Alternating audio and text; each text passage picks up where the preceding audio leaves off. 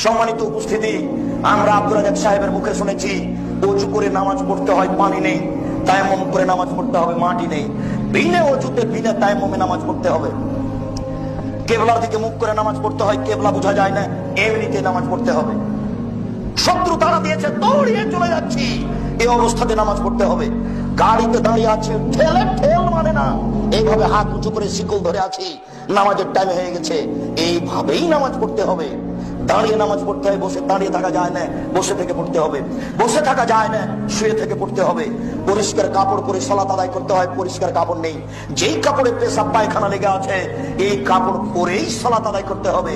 পরিষ্কার অপরিষ্কার কোনো কাপড়ই নেই, উলঙ্গ হয়ে আছেন, উলঙ্গ অবস্থাতেই সালাত আদায় করতে হবে।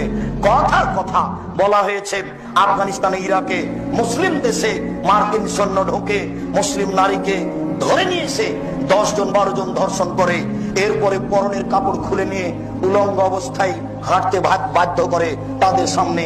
এই উলঙ্গ অবস্থায় যদি নামাজের টাইম হয়ে যায়, তাহলে মার্কিন সৈন্যের সামনে উলঙ্গ অবস্থাতেই এই মহিলাকে নামাজ পড়তে হবে, পড়তেই হবে। আপনাকে আমি কি দিয়ে বুঝাই নামাজ কি জিনিস? আপনাকে আমি কি দিয়ে বুঝাই নামাজ কি জিনিস? আপনাকে আমি কি দিয়ে বুঝাই নামাজ কি জিনিস? একটা